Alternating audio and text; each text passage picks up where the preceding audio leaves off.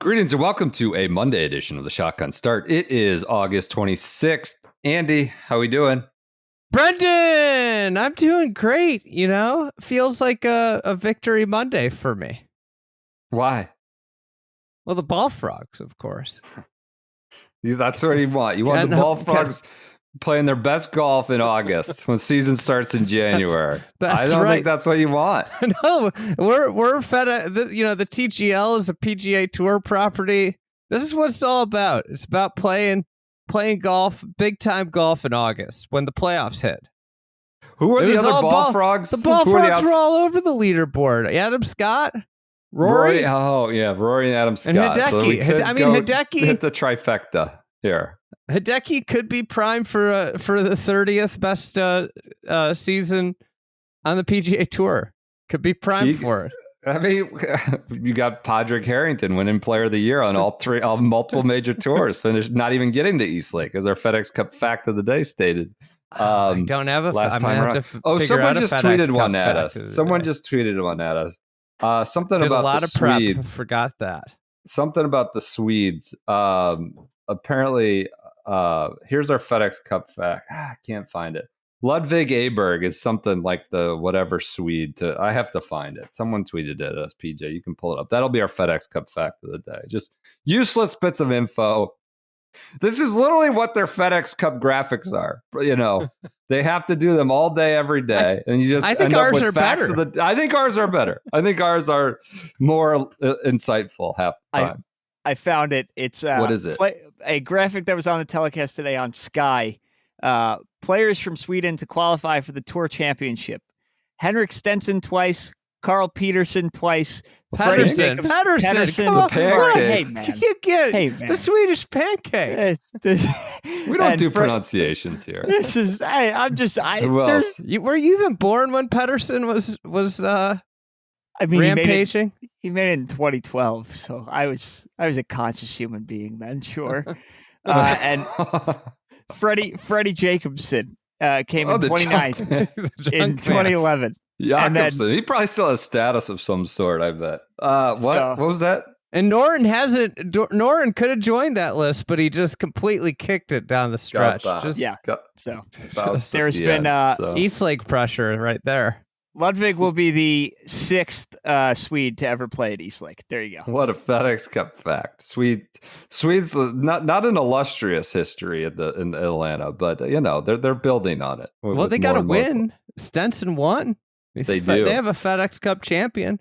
The Iceman. They do have that. I wonder how many countries have won. Has there been an English FedEx? Rose. Yeah. Rose, Rory. Trying to think of international ones. Rose, Rory, Stenson would be the ones that come to mind. Just look at this FedEx Cup chat here at the top. So Ballfrogs making a victory Monday for you. People were popping me. Someone sent me some graphic. Apparently a bunch of Jupiter links, just a dearth of representation. They had some graphic of all the players from everything, and the links just had Max Homa, I believe, as our only represent. But it's not where you want to be. It's like Deshaun Watson. I don't need him throwing. I don't need him playing in August. He doesn't play. His arm soreness. He never played. And so we just need my guys on the links going ready to rock in January. Kevin Kisner was on the broadcast. There was a lot of Kevin Kisner. They were represented. Was he a Jupiter link? Yeah, he's a Jupiter link. I got to sort out my own roster. I didn't know he was getting out of camp. Is he still playing? I don't know. All right. Nobody knows. Kisner and Homa. Yeah, that's right. Giving each other the needle. So where should we start here on this Monday? I think we probably should start with the Women's Open at St. Andrews. Yep. We got a lot of it. We got a lot of the Women's Open at St. Andrews, thanks to the pace of play out there. Not good. 40 minutes to play the 5th hole, 3 hours to essentially make the turn.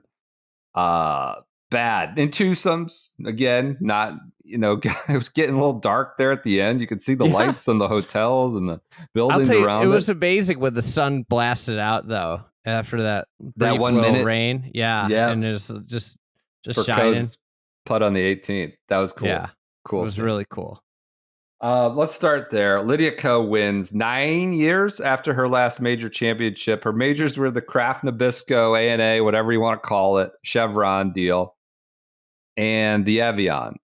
She's a Hall of Famer now. In the last 3 weeks, she's gotten a gold medal and an Open Championship or Women's Open at St. Andrews, which feels fitting of her career. It was it was very slow, but I put it on about 9 o'clock as the leaders started to go out. Those last 2 to 3 groups, 9 Eastern, that is, and kind of slogged through it the whole day. It was probably the best. It was more compelling to me. I enjoyed the BMW, but it was much more compelling to me. You had 4 world number ones, current or recent, kind of battling. Conditions coming were down the present. stretch. You had Ko, Korda, Vu, Shin, and Ronnie Yin all within there. Yeah. all within a shot of the lead. 4 tied and one back. And then I thought what also got buried a little bit. The next best person on the leaderboard was Jitanagarn. World class players, all dominant players right at the top of the board. And the Old Course Women's Champions now boast Stacey Lewis and Lorena Ochoa. Ochoa and Co are Hall of Famers. Stacey Lewis, I think she's won maybe close to 14 times. I left out Shin's not even a Hall of Famer. It's like she could have won her third. She could have won her third major. She's not a Hall of Famer. I mean, she's got to pick up the pace before we get into the Hall of Fame. Before we get her in the Hall of Fame, she's brutal. Slow. I mean, they were 2.5 holes there coming down the stretch behind. They finally, they're on the clock. It's like, what do you mean they're on the clock? They just took 3 hours to play 9 holes. Now we're putting them on the clock, coming back, on 13 or whatever it was when they decided to do it. It was a great morning of golf. It felt appropriate. Did Lydia win or did Nelly lose? What would you say there? Should we say did Nelly at that certain point was up 2, kind of coming home, hit her first 10 fairways, gets up and out of the Strath at 11, and kind of feels like it's hers, and she's a multiple shot win. Was lead. A disaster. Bad double. Greenside and 2, walk away with a 7 there. Not even a bad spot. Not a bad spot. It wasn't like she got yeah. She had to go up the hill there. No, great lie though. Great lie. Yeah. Tons of green to work with. Tons of green behind the. Just butchered the hole. Just a complete. I don't know what I'm more offended by though. I think I'm more offended about the putt on 17. And a lot of people are going to focus on Lily Vu's putt on 18. That was just as bad. That was a disgrace. That was just as bad. Yeah. 17. Morgan Pressel said his nerves. Korda's 17th putt was a disaster. That was like a 10-footer she left short. I mean, that's too. And it's not a hard putt. The greens aren't fast there. You gotta get the ball rolling. Yeah. Sorry, I've got sound going off in my headphones. Something just auto played on me on a tab. But yes, it was. It was. She the didn't putt on know. 17 was such a disgrace. I don't think I assume she didn't know Lydia Ko made the birdie. If she was but tied, still, it's you gotta go. You gotta make a run at it. Now you got to hole out from the fairway on 18. Tied, one up, one down. No matter what, the putt on 17 was awful, horrible. It actually offended me more than any shot she hit on 14, which was a complete disaster as well. It was bad. So it seems like you're shading that she lost it. Terrible stretch of golf. Hour, 90 minutes or so. I would say for me, the dichotomy, the distinction there in about a 30-minute stretch was Nelly's chip on 14 and Lydia's chip on 16. And I was like, there's your champion, and there's not the champion. Well, and I mean, just the whole finish. Think about the whole the finish. Trap draw, 3-wood into 17. It's fabulous. And then 18, the wedge shot on 18 versus Nelly hits it to 45 feet. Basically every shot coming down the stretch was better.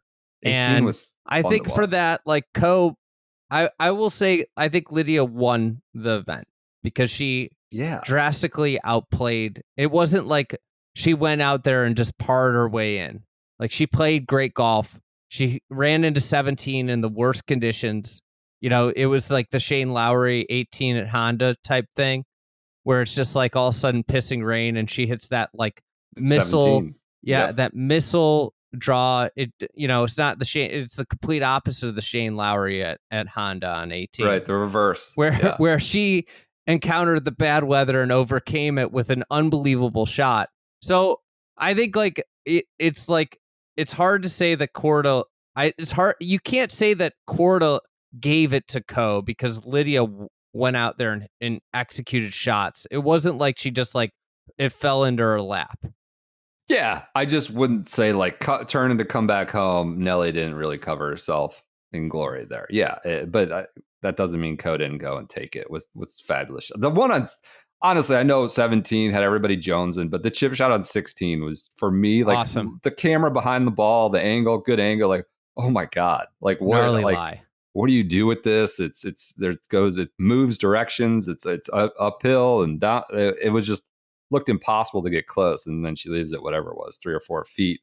And then 18, you saw pretty much everyone playing that hole scared to death of the valley, right? And just kind of meekly throwing it back there or back right past the pin, and seemed like Ko put hers a mile in the air and was kind of staring at it the whole time, and then it sat right on top of the pin and made the putt. It wasn't a nothing putt. So. I felt like Vu pushed it too close.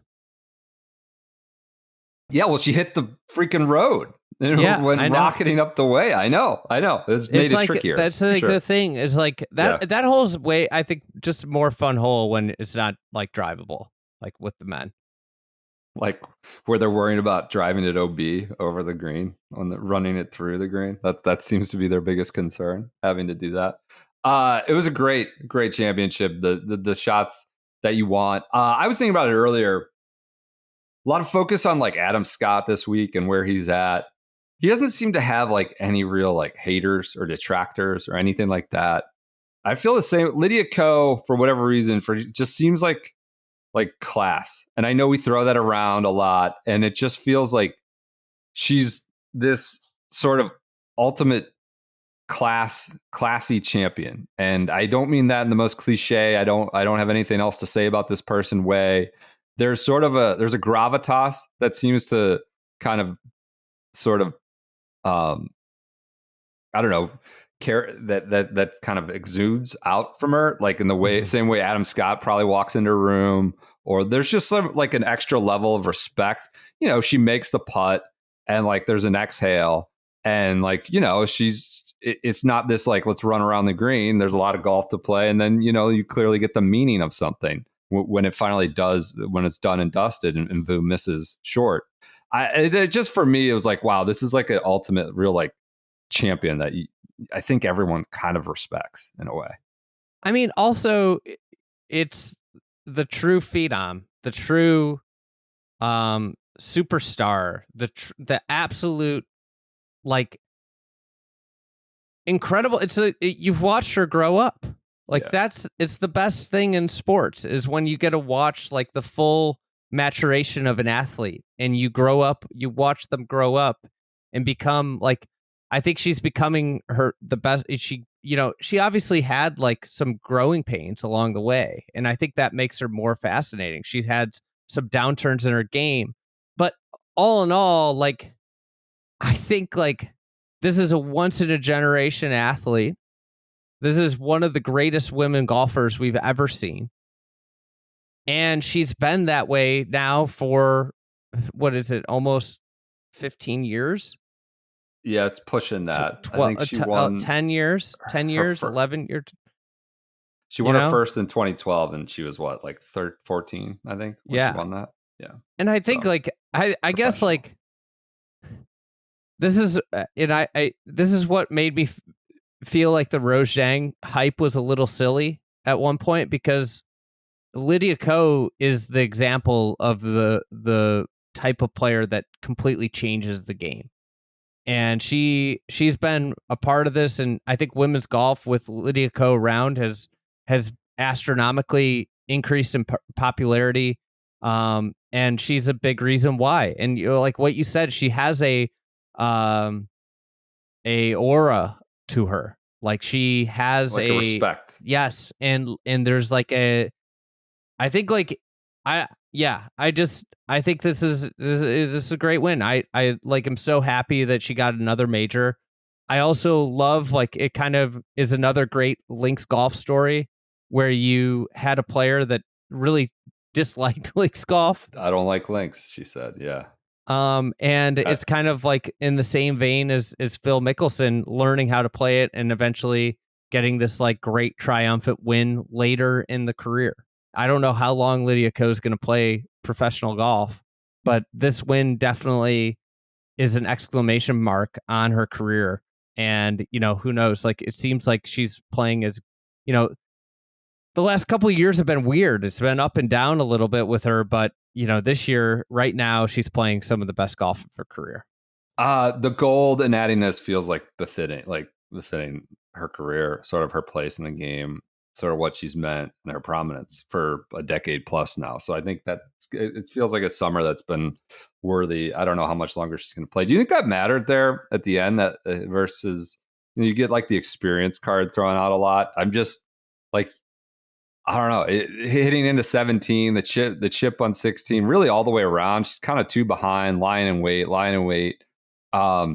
Patience. It felt like Patience is definitely an experience thing. Understanding like when to push it, when not to push it, and how to hang around is absolutely one. But I think she hit great golf shots. I completely agree with you. That chip on 16, like when you look at it from 16 on, it was just a masterclass in execution under extreme pressure. And I think, like, I don't know. I mean, like, do you know how much older Lydia Ko is than Nelly Korda? I was gonna say maybe like 5 years. 1. Really? Okay.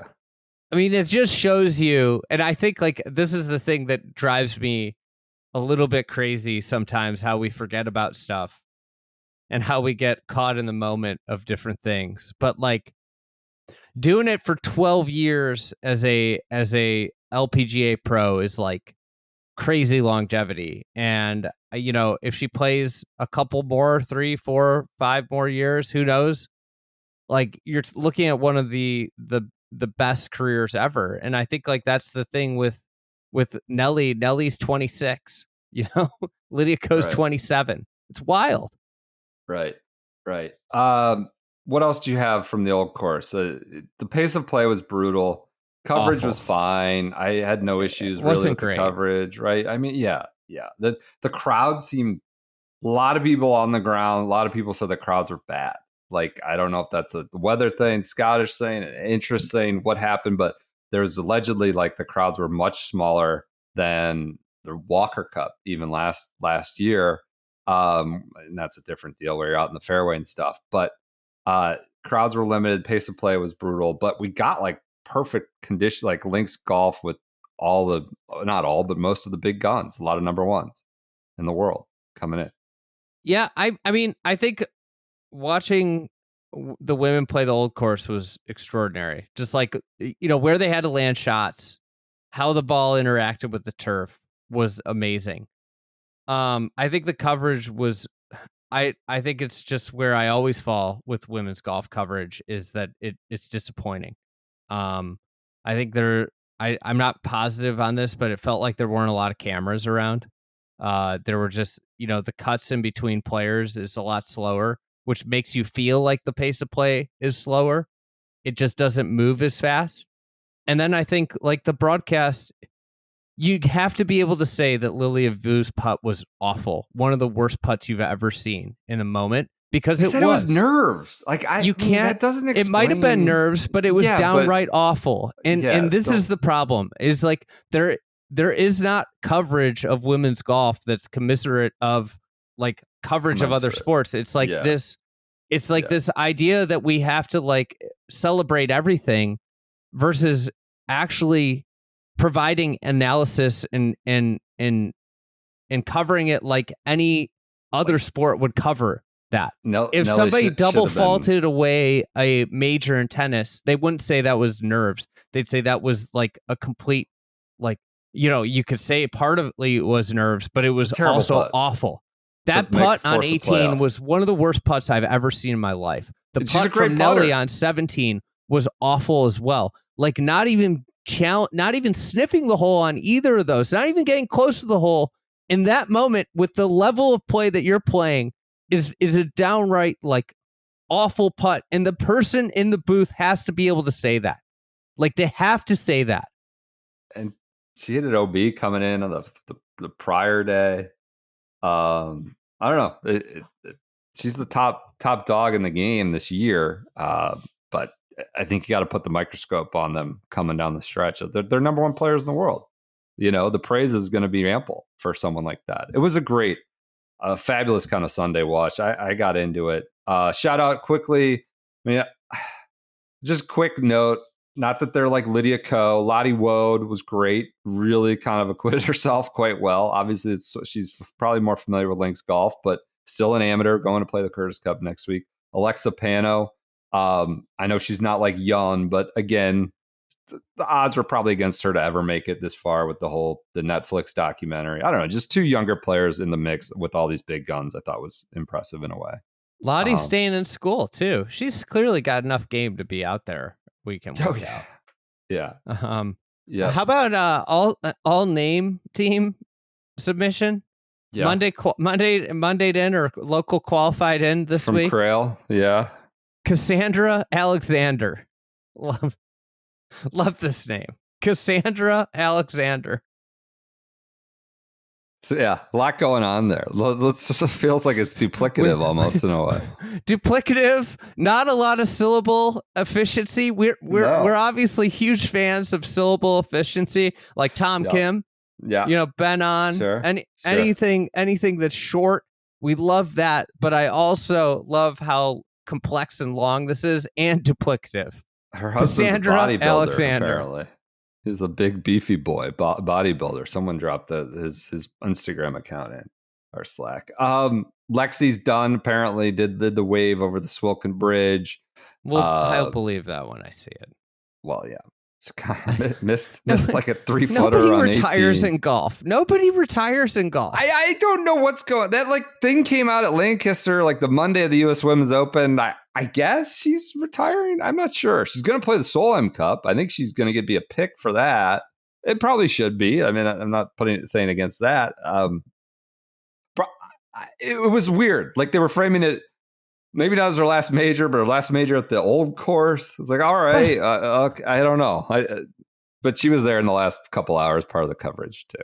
So, anything else also, on the Women's Open? Go ahead. I mean, like, I know Lexi's been around a long time. I mean, she's won one major. Yeah, been close. Like it kind of was like cutting to it. It's like this all-time great going over the bridge. She's been a pretty seismic, significant figure in the game for like. Hold on, though. 15 years. If they did this with like one-time major winner, I'm trying to think of a one-time major winner. Like if they did this with. I guess he didn't win a major, but if like they did this with Steve Stricker, who's been around for 25 years, like going over the bridge. Steve Stricker's not like playing in majors when he's 12 and on the cover of every magazine. Like I know that on paper, she's been a significant figure for a long time. I mean, for better. We would make fun of it if they did this with Padraig Harrington going over the bridge. Well, they should do it with Padraig. What do you mean? They should make fun of it.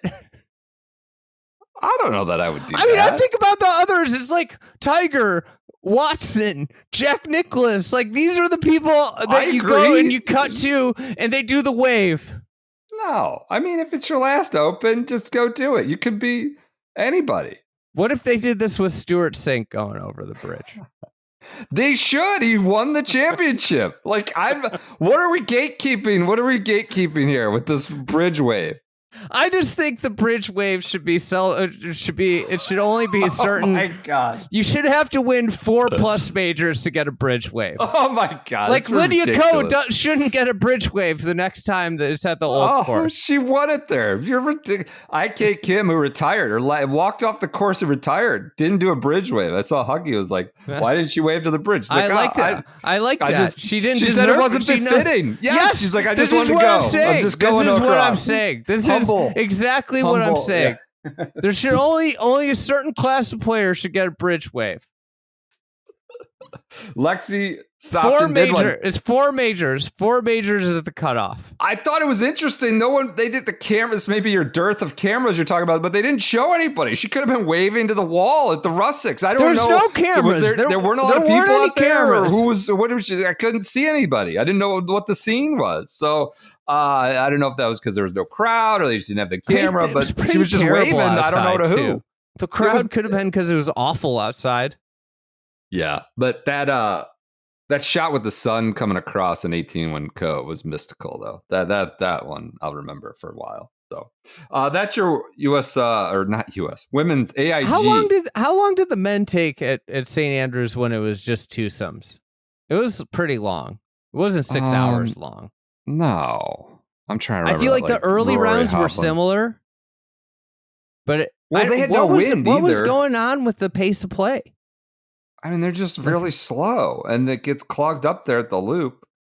They had the men had no wind that whole week, essentially, too. I mean, they didn't have that excuse. It was just slow, and I don't think it was. It was probably a little over 4, I would say, in twosomes coming home. I mean, there was plenty of time with sun. I remember getting out of the media center like after all the press conferences, and it still being really sunny, and obviously it was longer days. Right. But right, a good women's open, a great last major of the year. I felt like had that been in like early July or mid, there would have been a lot more gas for it. It's just like when you think about how they've gone, Evian, they're in Europe, and then they go, Paris, Dundonald, and it's just a lot, and you're almost at September 1st. But it was awesome Sunday morning at the very least. Great way to cap the majors this year. Awesome tournament. The women's open's been great for the last like 5 years. Honestly, been spectacular. All the venues, and it's been really fun to watch. Hey, go ahead. Can we stay in the UK for our news segment? Swag Sports Minute. The Swag Sports Minute. Your friends, our new friend, my new friend, your old friend, longtime friends. Swag.golf is the URL. Just friends with swag, you went to high school. Swaggolf.com. I played high school golf with these guys. They have Nick, the founder, and Scott, the COO, are high school teammates of mine. And Nick's got a cool story. I mean, he dropped out of college. He went to work for Scotty Cameron. He worked for the Bettinardis, and then he started his own company. And they've been super successful. They make really neat products. The putters are great. The head covers are awesome. Super unique head covers. They do, limited release stuff. They have, long-standing products that stay in the shop. But they make cool stuff. That's I think, like, I admire people that make cool stuff, and they do that, and it's been really fun to watch them grow, and I'm really happy that we're partnered with them.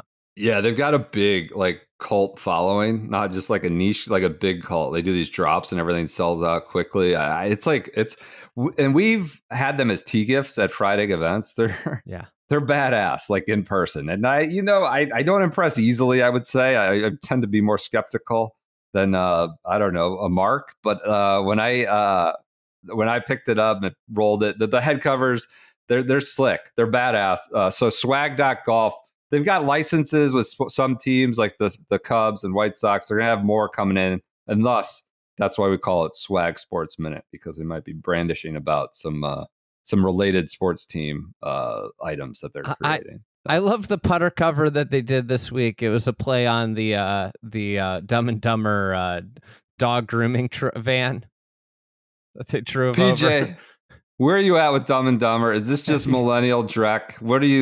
Did you watch that? Have you seen Dumb and Dumber? I have seen Dumb and Dumber. What did you like? What'd you think? I did like it. I like Jeff Daniels, so I'm a Dumb and Dumber fan. I would say I'm a fan of the movie. What was your favorite part of Dumb and Dumber? I like it's like a cliche, but it was a big like college Halloween costume. The guys like putting on the suits. People actually would get the suits, but then you could just get like the t-shirt version of like the blue and orange. Going to Syracuse too, the blue and orange was a big thing. So I feel like the suits they're always the standout for me. Sure. That was that was the that movie. John It's Denver's like 5th grade me. Yeah.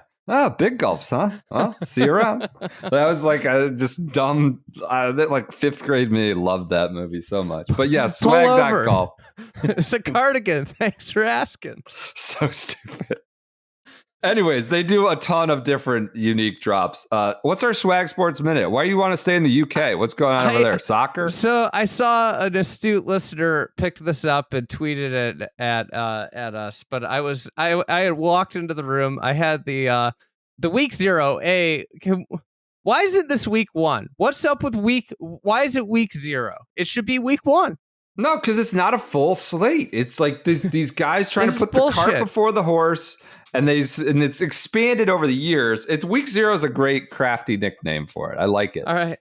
Well, I was watching the FSU Georgia Tech game, and I stopped in my tracks when they did the Irish golf promo. They're showing these great images of LaHinch.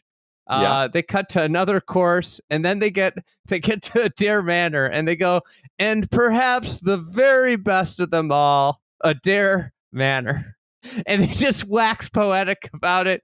This is the best course in Ireland. Joe Tessitore. This is what he says. The best course in Ireland. My fellow BC grad. I got to get with him on that. Educate him.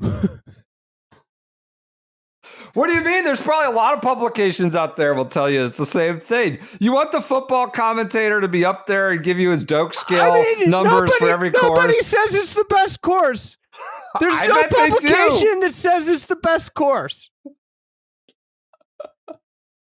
He's the college football announcer. They're just reading a promo. Yeah, it's ridiculous. I understand that. It's ridiculous. Just stop being the trash. That's your Swag Sports Minute. Well, I was going to ask you, how do you feel about this new college football playoff? I don't think we've ever talked about this. You're a big college football boy. Would you want to go for 50 minutes on that? It's a big.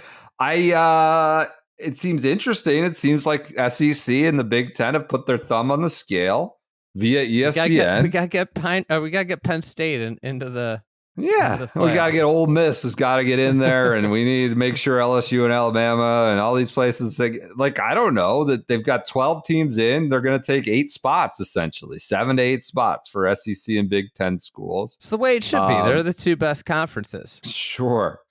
They're coming for your ass next. These Illinois and Mississippi States, they're like going to be gone. They're like, go play golf, do whatever else. But like, we're going to be top 40 football team. I don't care about football. I can give 2 shits about football. All right. Yeah. If we win like 6 games, I'm a happy camper. Yeah. Sure. Here's what I like about it. I don't mind it. We'll see how it goes in schedule format in December. We'll see. What I like about it is that with 4 teams, I knew that Illinois never, ever was going to get in. Like, ever. That's still the case. No, with 12, we have a shot now. Like, we've made it to the Rose Bowl in my lifetime. If we have a Rose Bowl year, we're in. Okay. And that's cool. Fair. Boston College has a chance. You could have a chance. I don't know about that. We're not the big state school with them. I don't think that's going to happen, but we'll see. I also wanted to ask you a question. What's the deal with the defensive coordinator that the Packers got from Boston College? I think he's probably a good defensive coordinator. He's probably going to be pretty good. He wasn't good there. He seems like a nice man, is what I understand. He seems like a nice guy. Didn't want to do the whole college recruiting, essential like director of football operations for a bunch of 15-year-olds and their parents that he wanted to do. So I think he'll probably be a pretty good defensive coordinator. Can't get much worse than the Packers have had the last few years, I believe. So Last bit of sports minute. Yeah. I called in the big guns this weekend. I had a fantasy football draft. Had to bring in hired some help, outside help. Yeah. PJ came in, helped with the draft. No way. Got him on the horn on Saturday morning. Is he billing hours for that? Like, is that what he wants? You were making him watch Champions Tour coverage and help with your personal fantasy football draft. We were cooking. I think we had a wildly successful rookie draft. Yeah. I'm in this dynasty league. It's like you draft, it's 5 rounds. It's all rookies. PJ, we're in the 5th round. We're talking about like picks 50. We're in pick 50 of rookies. It's just purely rookies. And PJ's got commentary. He's like, these are the 5 guys at target. He's like dropping, like, this guy's going to be a starter by week 4. This rookie is going to be. So PJ is a fantasy football ace. Oh, all right. I just had a draft today that took way too long, like 5 hours. But is that why you were late coming in? Yeah, that's exactly. I literally was driving home. I was wondering if that was. You gonna jam him for being late, Andy, after you had to spend time on your draft. Okay. We said 7:30, and I got here at 7:30. I timed it perfectly. You were there. Yes. You were there. All right. You know, I'm in a league. Sports minutes. I think I'm in a league plural. With. It's definitely more than a minute. I'm in a league with Business Pete, and I'm gonna call PJ in for he's my advisor. No, I mean, Business Pete. Oh, we're gonna have a internal like inter-office warfare culture submarine just fighting over it PJ. Out there. I might even add him as a manager on my roster. Give him access to the team so he can get in there and make some roster moves. Yeah, I don't get fantasy football. I'm not going to come out against that right now, like the beach or anything. But like whatever, just be a normal fan. Get out of this fantasy bullshit. But we'll talk about that another time. My skills as a fantasy football manager deteriorated significantly since a child. You don't have time to get in the weeds on a 5th round rookie running back anymore. But that's all I do. I can talk myself into anybody. What's your while we're in Sports Minute, PJ? Who's your fantasy football sleeper this year? The couple I gave you, I like Tyrone Tracy from the Giants. No. I'm saying like non-rookie. The rookies that's the fun part though. When you get to like the 16th round, you're just throwing darts at 5th round running backs. One of them's going to be good. You just got to find the right one. So Tracy from the Jets or from the Giants. Tyrone Tracy and Ray Davis from Buffalo. Those are my 2 guys. All right, there you go. There's you go. This is Sports Minute. Swag Sports Minute. Fantasy football podcast now. Should we talk about the playoffs? Yeah, we can. Do we need to read off the auto bids for the Solheim Cup? I had that next, but I feel like we've done enough on the women's. I just want to point out that it's the playoffs in our sport, and it's minute 35. Well, what are we, 30? We never give, the golf is rarely the focus. I don't know when I hit record, but my record counters at 39, 38 minutes. Minute 38, we're on to the playoffs. Keegan Bradley. That to me spells there's a problem. Mr. 50 wins the BMW Championship, which I thought, it was fine. It never perked my, I enjoyed the tournament, but I enjoyed it. I think, there was a moment this afternoon I was watching it, and, we holler about the FedEx Cup, and there's a bunch of they just twist and turn it into knots, and they discard any kind of sort of context or relationship you can have with it year over year, it seems like. But it's just, I was like, it's fine. It's fine. It's just, don't try to tell us it's the greatest thing in the world. And that's the problem. It's fine. And this tournament was fine. It was okay. You know what I came to today while I was watching is this is way better than a normal tournament. Why? Because of the field, the course, and just stuff going on, implications. Yeah. There's all these implications, and I think that's interesting. You get into the event, and it is better than a regular tournament. Yeah. I think I had watching Adam Scott try and close out a tournament. I wonder if he'll ever win again. And that made me a little sad. That was one takeaway. Putting wasn't great for Adam Scott. The wedges. What about the wedges in the back nine? He's just missing greens with wedges. He said one of the greatest ball strikers ever. He said his irons, everybody pops my putting. He said my irons for 2 years now have been atrocious, and they were getting worse and worse, and that's why he changed his equipment. But he wasn't good. It kind of went away from him on the weekend. He had a great quote though on Friday. You know, you see Adam Scott, you see Keegan Bradley, you see Keegan was kind of chuckling like, I don't know how I became the old guy. I just like him now, the old guy all of a sudden. It clearly means a lot. He said winning in 3 calendar years, like in a row. I think it was Japan, Travelers last year, and now this year. It's like it's there's a great meaning to this, right? To him winning this. I wouldn't say it's necessarily just adding one to the pile for somebody like Xander or Scotty. There's an incredible meaning. Obviously, he said last week he was way more nervous and way more anxious, just like with the implications of getting to the 50 status. Whereas this week he's like, I'm not going to look at the leaderboard. I'm just going to go out and play. Whereas that was not the case with that 50 cutoff last week. But you see 2 old guys, Adam Scott on Friday after he goes 63. I think it's hard to get a lot better in your 40s. And there are a lot of 20-year-olds just getting better and better. I just think there are probably a lot of 40-plus guys dropping off the tour. There are a lot of mid-20s guys coming on the tour taking our place.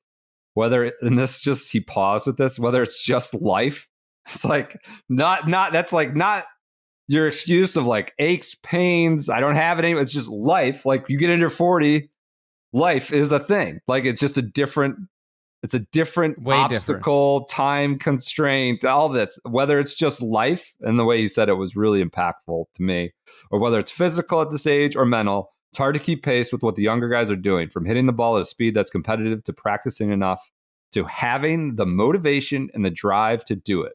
I think it's just harder for the older guys. And then you get Keegan and Adam Scott late on Sunday with a lot of people did the Ryder Cup bit where, you know, where's the buddy ball? A year ago today, you know, we were essentially having this debate, which maybe was never a debate in the actual Captain Zach household. And didn't seem like it was. A year later, it seems like it was locked in Ricky's with a not in the trip to playoffs. Cedar Rapids by JT. Speed's like not a thing, and JT sneaks in, and Keegan's the one that's still winning. It was interesting. So Adam Scott, that quote, what's your reaction to that? The old guys. Yeah, I think this is a great quote. In general, I was playing a couple weeks ago with a couple assistant pros, young guys, and they were telling me, I was like, you know, you guys enjoy playing a lot of golf now because like when you get older, you're not going to have as much time. Is basically what I said to them. Like, you know, enjoy this time. And they laughed at me and they said, "You think we have time?"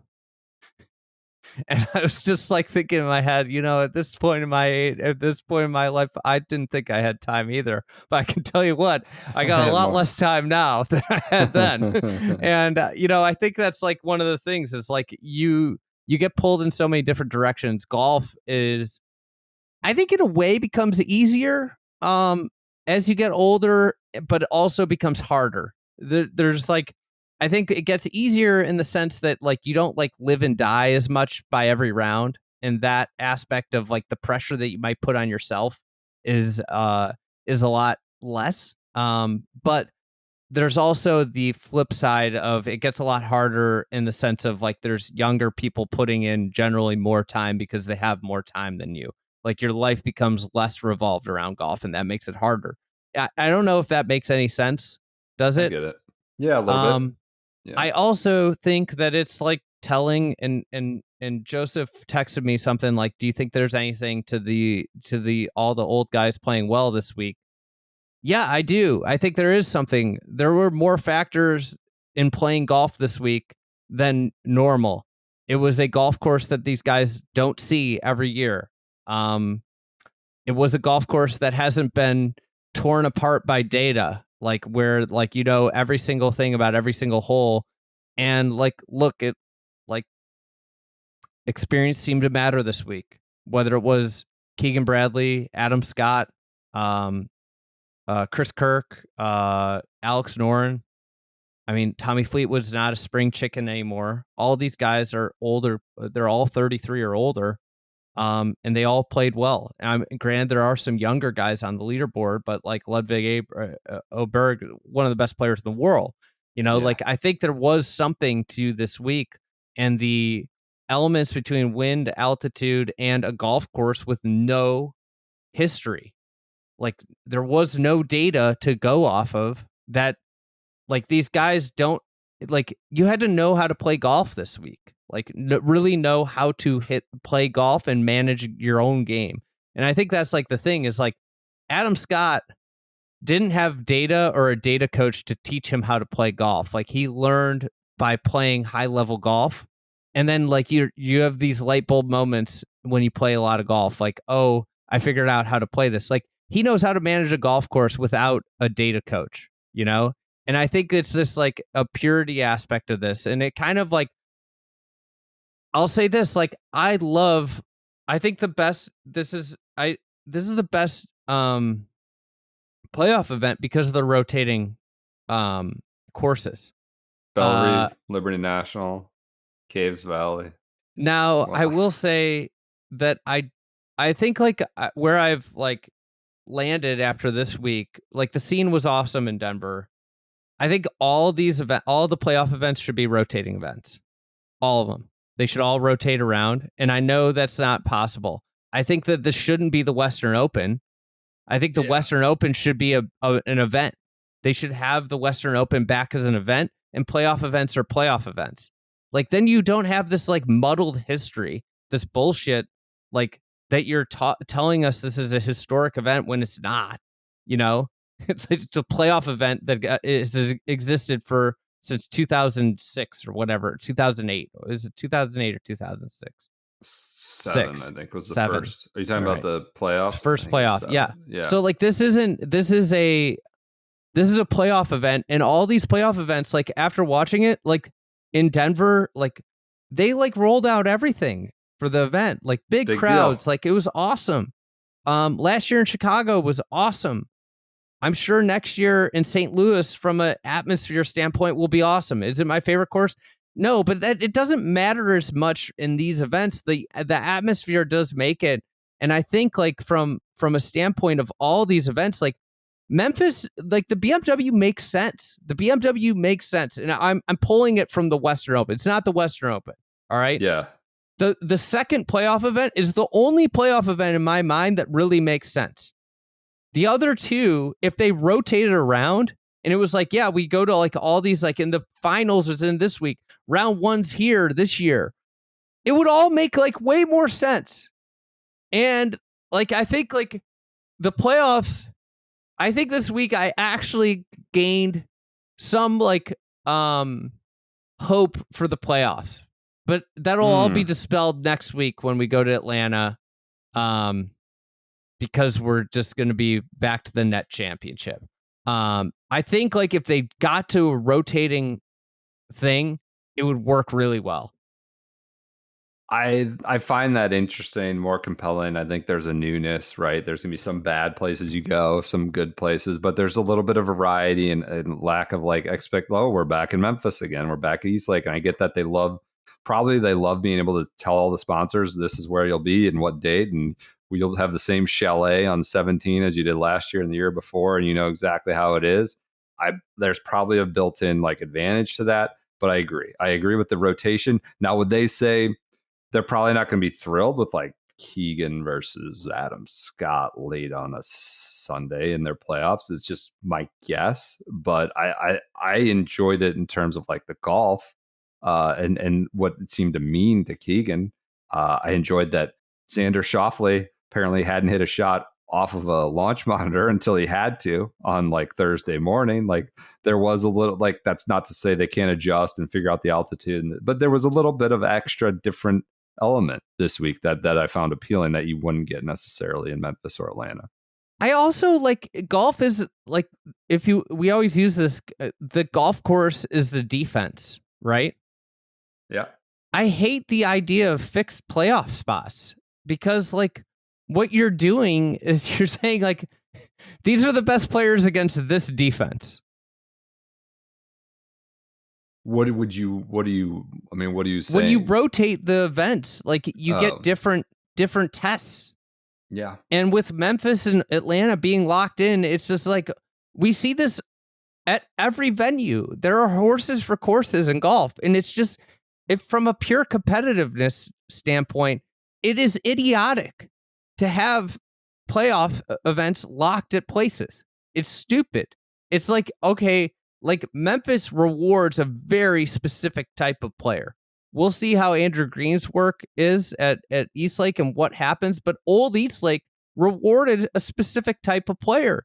And when you do that, like you're basically dictating the playoffs every single year. Like if you're, for example, like some guys don't play well on Bermuda. Well, like you're kind of SOL when 2/3 of the events are on Bermuda, right? Yeah. So I think like from my standpoint, like what I appreciated about this week was like I just, like it was awesome to see high level golf in Denver, and I think like for common fans, the idea of playoff events being in your city, especially like it's once every X year thing, is like a big deal. Like Seattle's going to show out. If you did one of these events in Cleveland, it would be packed. Baltimore was awesome. I mean, I know Caves Valley, it was kind of like a dartboard and it was low, but like that was a crazy atmosphere. It was fun. Chicago, with the scarcity of pro golf, was awesome last year. Like, it was a huge deal. And then you take the Western Open and you put it back and you have another landmark event in your regular calendar that you need. They need more landmark events. They need way less. How offended were you? They kept saying it was the oldest non-major, this event. I tuned that out like 10 years ago. They kept saying it. I was like, come on.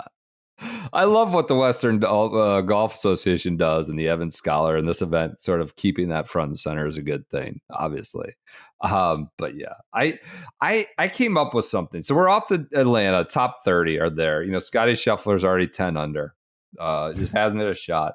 Xander's 8, Hideki's 7, Keegan is 6. He's now played 2 great weeks. He's 6 under. He's 4 shots back. He sort of chuckled.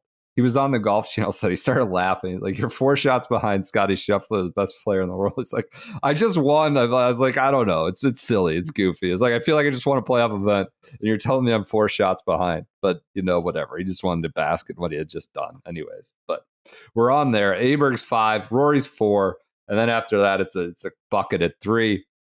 Well, no, Morikawa, Wyndham, and Burns and Cantlay. Yes, playoff you're right. P Bucket at 4. I apologize. Bucket at 4. Yeah. So that's your top P. 10 there. Playoff P. Playoff P's in there. It's bad playoffs for playoff P so far. Kind of disappointing. Might be my biggest disappointment in the playoffs so far. Let's see what happens at Eastlake. Let's see what happens. He had some good quotes about not having to think at Memphis. It might be a renaissance, a remaking, a rebirth of Playoff P. Yeah. Playoff P is coming back. He's going to be a favorite of this podcast once again. I would like, so Rory said, we just mentioned Rory's at 4 under. You see that Fitzy stuff today with the crack in his driver and the tour. Stephen Cox wouldn't give into like that's not like badly damaged enough to replace it. And he's like, this is absurd. This is ridiculous. This is outrageous. You're going to tell me? So he was not happy about that. Rory snaps his driver. They said they claimed he it tossed was his 3-wood into the lake too. Here's my test. If it's a real event that matters a lot. Big deal. Are top players throwing clubs in the lake? No. I think it's a fair test. Now we've seen, Thomas Peters get mad and snap clubs over his knee in the middle of major championships. So we've seen, players throw clubs at majors. I don't think top players throw a club in the middle of the lake or at a sign. And Rory definitely snapped his driver on purpose today, I think. They were trying to claim he leaned on it too hard. I guess maybe that happened. It looked like I think he knows when he's going to break it. Not trying to break it, I feel like we're going to know he could break how to break. Anyways, but he threw a club in the lake. That's my test. New test. If it's a top event, I slammed my computer. I slammed my computer against the ground, but I didn't want to break it. That's like there's a workplace, a regular person's like comparison here, right? Yeah, kind of. I threw water on my computer, yeah. but I hoped it didn't break. I didn't mean to break it, but I threw water on my computer.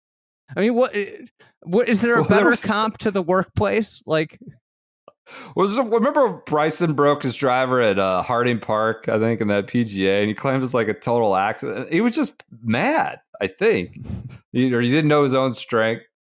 Anyways, I think that's where I'm delineating playoffs. You're just not throwing your club in the lake at the wherever the Masters. You're not throwing any club. It was such a weak throw into the lake. I think he's trying to sign. Apparently, he should have had to leave it there too. I think if you put it into the lake, you got to leave it because there's nothing worse. You know, I've been there. I've thrown a club. There's nothing worse than when you have to go get it. Like when you throw it into the weeds and then the walk to go get it. Yeah. And you had to go fish it out of the lake. He's got the throw at Durrell, not a major. I just don't think. I think this the throw is the at new Durrell test. was a legit throw. That was a great throw. I want this deposited in the bottom of the lake. That's my new test. Top players throwing clubs beyond their repair or recapture. I think that's the line for whether it's a big event or not. All right, we're on to Atlanta. Can I ask you a hypothetical? Yeah. If you were gonna bring the Western Open back into the PGA Tour calendar, where would you slot it? I mean, God, I don't know. Like just one off in like October or September 20. I don't know. So I thought about this whole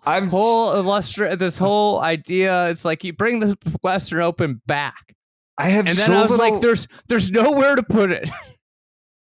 I have so little interest in like golf that's not a major after, pretty much April 15th.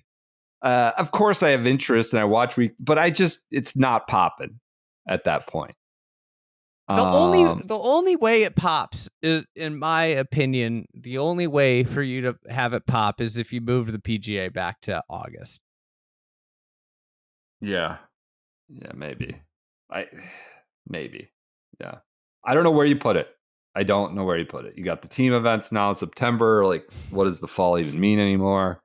How do you get it to matter? You got TGL coming too in January. How's anything going to matter? Keegan's going to be on the President's Cup, right? Auto bid. He has to be. He can't get snubbed again. He's an assistant captain. He's like, I don't want to get picked. I either make it or I don't, is what he said. What's the thing? They can't keep getting away with this. I can't keep getting away with. What was it, Aaron?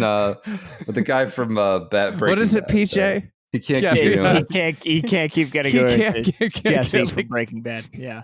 Yeah.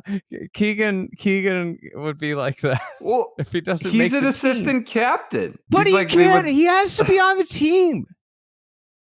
Standings are not updated. Yeah, he's such a good fit for the form. It's such a good alternate shot player. It's like, God, if you want it, like all you want when you play alternate shot is someone that is reliable, with like isn't going to put you into the shit. So like immediately, Spieth, Justin Thomas, I want no part of them as my alternate shot partners.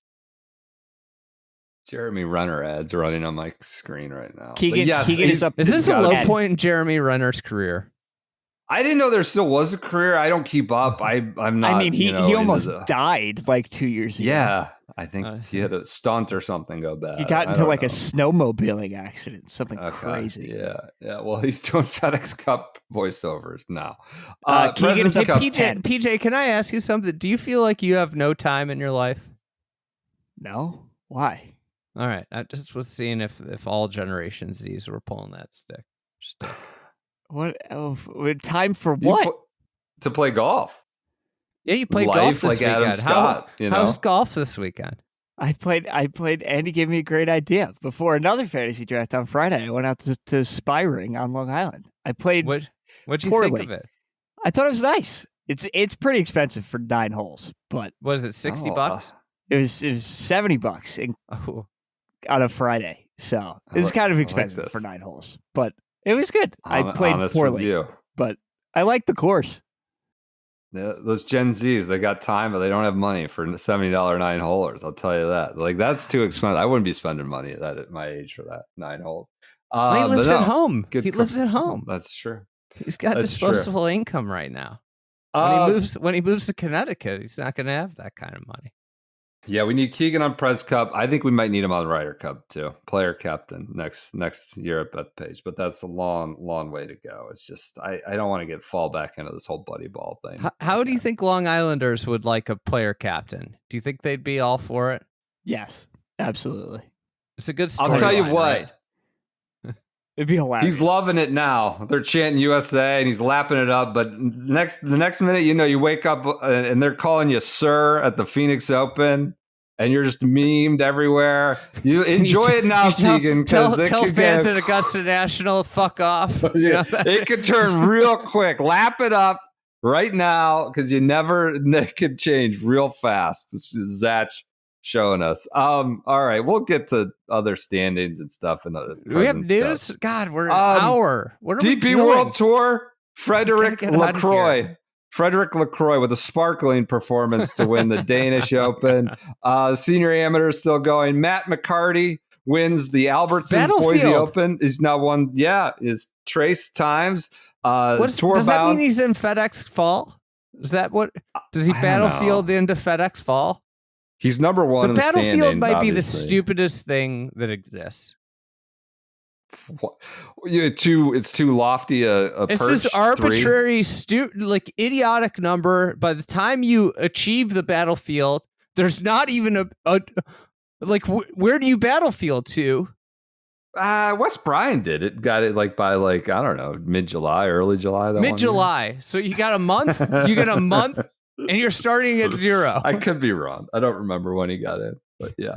I feel like he's got the most time, but this guy, he battlefields. What are they going to give him a spot in Eastlake? I was going to say he should be 31, number 31 Atlantic. Put him at even par. Just jam him in there. The battlefield. Dunlap didn't make it, right? I'm pretty sure he did not make it. So, that's bullshit. But Zadenhout did at 29. JT at 30. JT should come with an asterisk. Why? Because Dunlap had a better year. You think he should put 31. His jersey down for his fellow Alabama golf alum? That would be the right thing to do. That would be the right thing to do. Matt McCarty, Bill Mao, and Kevin Roy also secured their spots via their finishes at Albertsons Boise Open. I can't wait for the tour to get a hold of Kevin Roy. Kevin Wah. Wah? What do you mean? Yeah. Just doing activations about... Yeah. When have they ever had a legendary goaltender son in the league?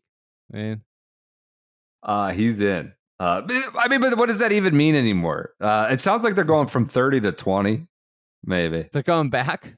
It seems like it, from KFT spots. Are they going to go to 20 for Euro Tour? Because that would be deserved. I'm not sure. LaCroix is now 11th. He's coming. I had a Euro Tour person lamenting, guy's great guy. He's played well this year, and we develop him. He's gone. See ya, LaCroix. So, do you think he's going to get a LaCroix sponsorship? He should, for God's sakes. Sam Ryder has parlayed that thing. Those commercials have to go. Yeah, you got to refresh the creative here, right? Yeah, we're 2 years of this commercial. Yeah. What's your least favorite golf commercial? It's a wide set. It's a crowded field for that one. Maybe we'll do that segment in another. We'll do it at the non-hour mark of a different episode. PJ, do you have Champs Tour minute? I do. Yeah. What do you got? Stu Sink. Speaking of Ryder Cup captains, President's Cup vice captains, whatever, Stu Sink brings it home. First win. I cannot believe this is his first win down there. Really? What's he been doing? He's getting beat up, body bagged by, Bernhard Lahner off an ace. Alker boy. Alker. Steven Alker. Honestly, embarrassing. Embarrassing. Padre. He should be doing the Padre thing when you think about it. He'd just be wailing away on these guys. I love Stu Sink. genuinely one of the best guys. I think this is a low light in his career. Oh my God. It took him over a year to get a win down there. Yeah, he's 51. Is it up there or down there? It's up there, I think. It's up there. Yeah. Yeah, but most notoriously, I would say Bob Papa skipped the Snoopy Bowl to do the Ally Challenge. How do you feel? So just as a New Yorker, how do you feel about Papa skipping? I was pledging his allegiance to the Champs Tour.